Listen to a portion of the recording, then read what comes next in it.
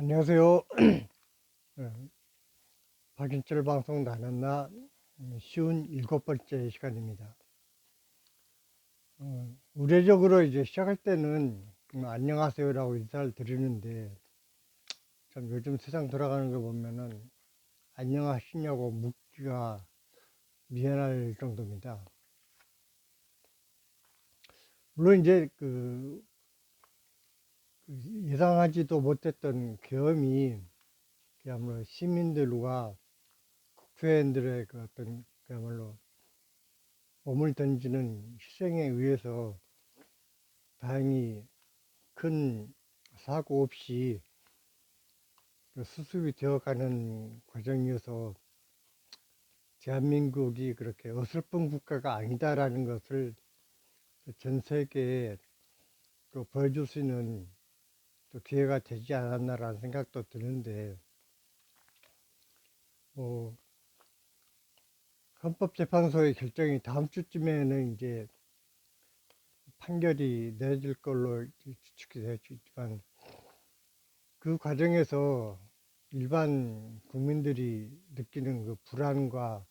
공포 이런 것들이 그야말로 일상생활을 짓눌러 버리는 그런 엄청난 무게를 가지고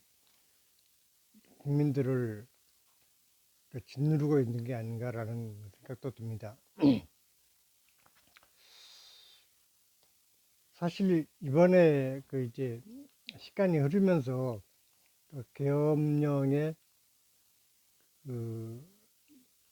굉장히 치밀했던 준비 과정, 또 그 과정에서 있었던 끔찍한 그 인권을 전혀 생각하지 않는 그런 계획들을 보면서, 만약에 그 계엄이 계획대로 성사되었더라면은 대한민국은 그야말로 피비린내 나는 킬링필드가 되지 않았을까라는 생각도 하게 됩니다. 대한민국이 80년에 그 5.18에서 그 엄청난 그 희생을 당했었고, 그 이후로도 그야말로 알게 모르게 분신 자살을 한다든지 아니면 옥상에서 투신 자살을 한다든지, 또는 그 정보기관에 끌려가서 고문을 당하다가 쥐도 새도 모르게 목숨을 잃는다든지, 그러한 엄청난 희생을 통해서 대한민국의 민주주의는 조금씩 조금씩 성장해 왔던 것 또한 사실입니다. 이 시점에서 이제 제가 또 생각해 보는 것은, 이 정치라는 것이 과연 그럼 어떤 의미를 가진 행위인가. 인간이 수만 동안 살아오면서 늘 지배자와 피지배자로 나뉘어 있었고, 그 지배를 하는 그 소수가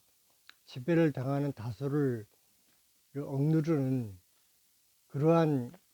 그 사회 시스템이 그 만들어져 왔던 것 또한 부인할 수 없는 사실인데, 현대에 와서 소수의 지배를 벗어나서 그 피지배 계급으로 머물러 있던 국민 대다수가 오히려 주인의식을 가지고 그 지배자의 역할을 했던 그 통치자들을 이제는 우리 사회의 질서를 지키기 위한 머슴으로, 그 종으로서 활동해 주기를 바라는 그러한 그 어떤 그 위치에 그 뒤집히는 현상이 좀 일어나고 있습니다. 결국 민주화라는 것이 어떤 그 왕조 국가나 어떤 그 독재 체제를 벗어나서 국민 대다수가 주인된 어떤 그 주인의식을 가지고 사회를 이끌어 나가고 공직에 선출된 사람들은 그것이 뭐 대통령이 되었건 아니면 내각제 같은 경우에 총리가 되었건 또는 국회의원이 되었건 그러한 사람들이 국민의 명을 받아서 사회 질서를 지켜나가는 그런 기능인으로서의 역할을 하는데 만족해야 되는데 유사 이래로 대부분의 그 지배자들은 국민들의 그러니까 피지배 계층의 어떤 행복과 안위보다는 자기 자신의 어떤 권력 유지 내지는 그 소수 지배 집단의 어떤 그 권익을 위해서 노력해 왔던 것 또한 부정할 수가 없습니다. 그렇다면 대한민국은 어느 수준에 있느냐? 한 나라의 그 어떤 위상을 결정하는 데 있어서 뭐 군사력 내지는 뭐 경제력 뭐 이러한 그 수치화할 수 있는 그러한 국가의 경쟁력도 있겠고 또 문화적 위상 내지는 정치적 민주화 등등 다양한 형태로 한 나라를 이제 그 위상을 얘기하게 됩니다. 그렇게 봤을 때 그 2025년 현재 대한민국은 군사력에 있어서는 세계 5위, 그다음에 경제력에 있어서는 10위권으로 평가를 받고 있는데 BTS나 이런 그 소위 K-팝 가수들을 위한 어떤 문화적 위상도 세계에서 첨단을 가는 그런 그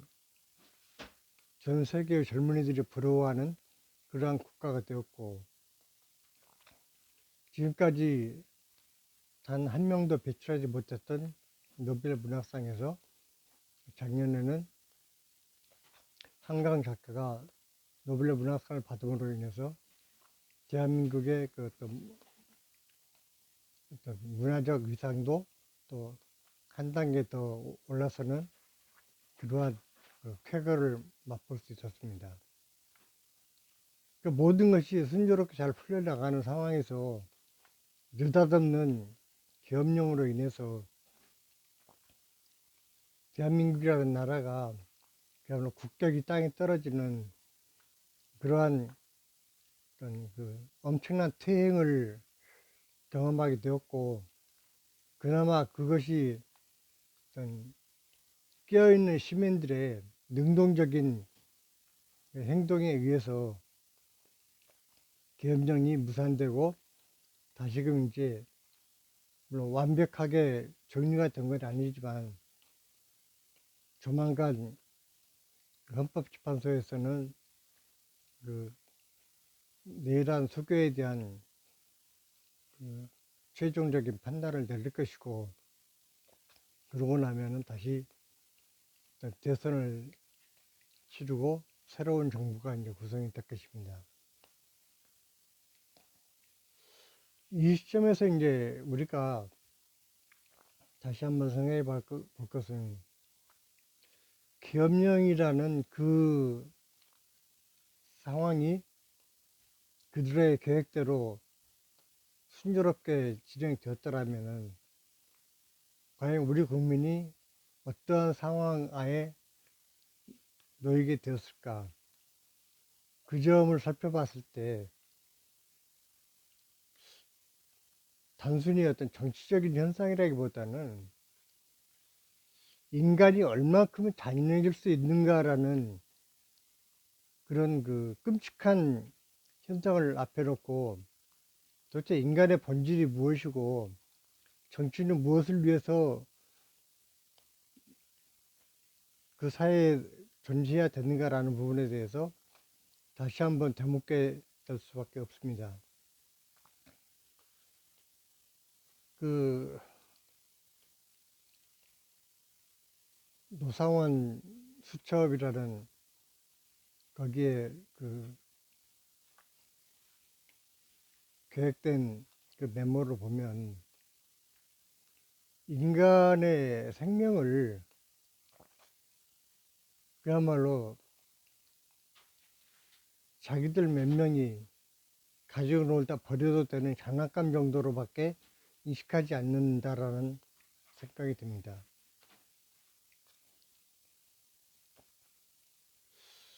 무엇보다도 가장 소중한 것이 인간의 존엄성인데 과연 그 사람들의 마음속에 과연 그러한 인간의 존엄에 대한 생각이 얼마만큼 자리 잡고 있었는가, 그 부분이 참으로 궁금해집니다. 물론 그 사람이 그 HID라는 그야말로 사람을 죽이는 것을 주업으로 하는 그런 특수부대원으로 활동을 했었고, 그러한 것들이 그 생명에 대한 존엄성보다는 내가 살아남기 위해서, 내가 어떤 목적을 달성하기 위해서는 적으로 간주되어지는 인간들은 죽여도 된다. 내지는 오히려 내가 임무를 다 이루기 위해서는 적은 반드시 죽여야 된다라는 그런 그 사상과 훈련을 받으면서 지금까지 살아왔던 그 결과로 그런 끔찍한 그 계획을 세우게 되지 않았는가라는 그런 추측을 또 하게 됩니다. 결국 이제 우리가 대선을 앞두고 우리가 이제 부려야 될 모습을 선택하는 데 있어서 과연 어떤 사람을 선택해야 될 것인가 라는 데 있어서 그 기준점을 어디에 둘 것인가 하는 또 질문을 하게 됩니다. 아니 이제 그 민주주의 국가라고 했을 때 그 미국의 링컨 대통령이 했던 오브 더 피플, 바이 더 피플, 포 더 피플 하는 그야말로 철저하게 그 어떤 인민 중심의 어떤 국민을 위한 그러한 그 정부가 민주정부다라는 어떤 그야말로 민주주의의 어떤 그 교과서 같은 그러한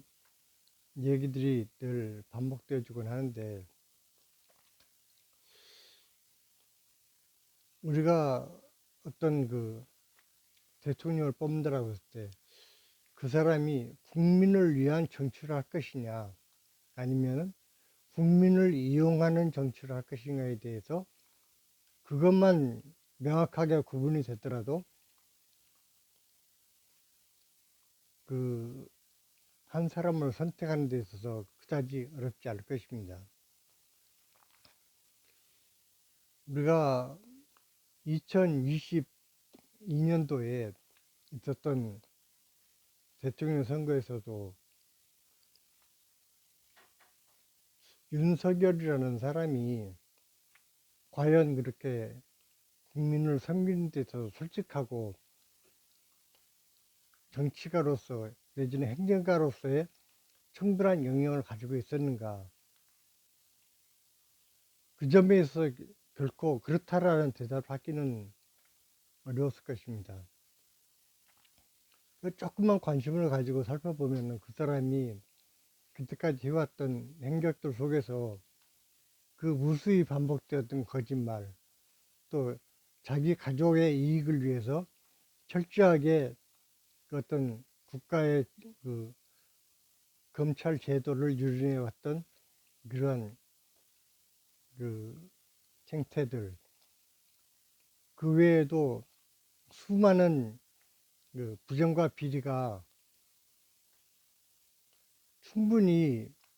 파악이 되었음에도 불구하고 그러한 것들을 사전에 예측하지 못하고 단순히 어떤 자기 진영, 자기 집단, 이러한 그 소그룹의 이익을 위해서 선택한 결과가 전 국민을 이렇게 수렁으로 빠뜨린 결과를 가져오지 않았나라는 생각을 하게 됩니다. 결국 우리가 3년 전에 그러한 시행착오를 겪었듯이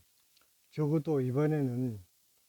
이제 얼마 있으면 또 대선을 치르게 될 텐데 제발 진정 국민을 위하는 사람,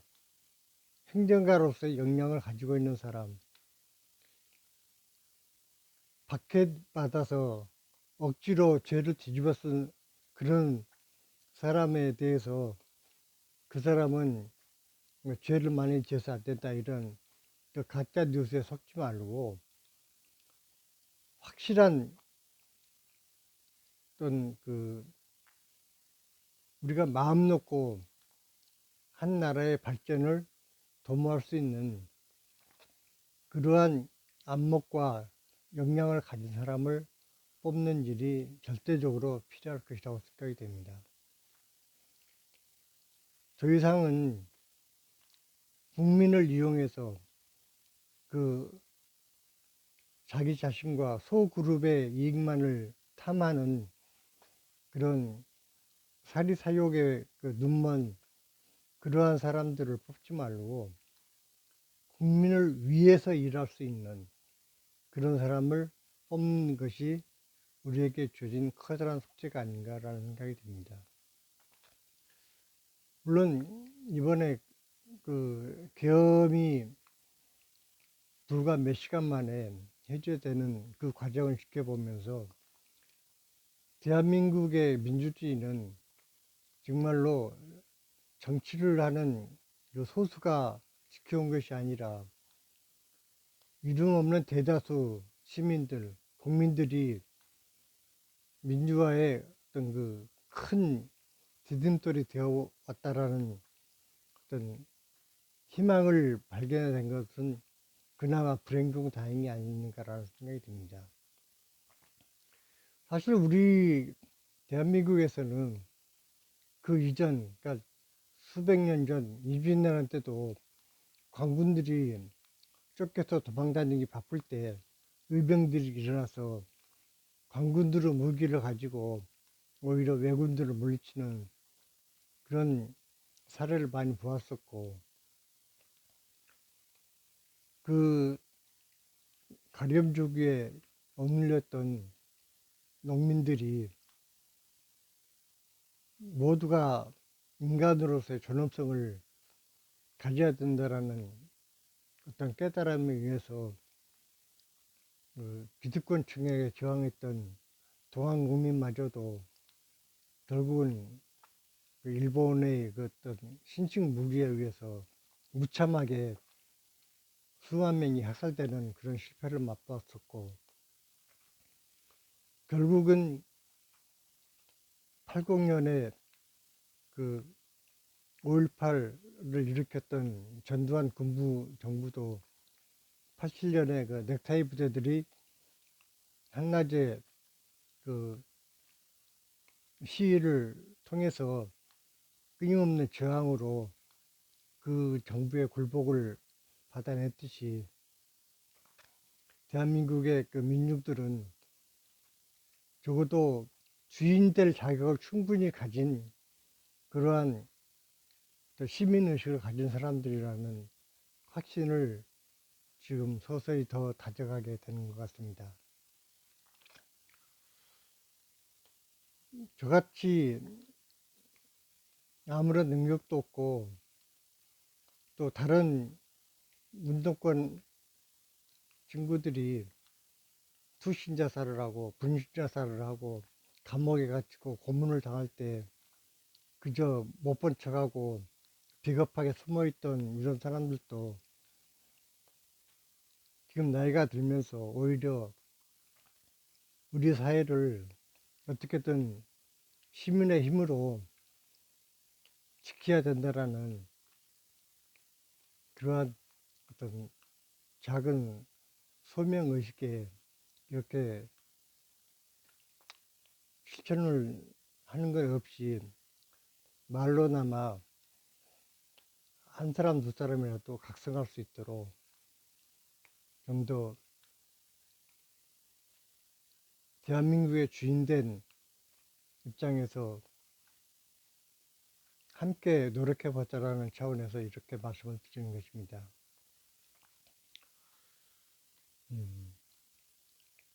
앞으로 대한민국이 얼마만큼 발전할지 또 어떠한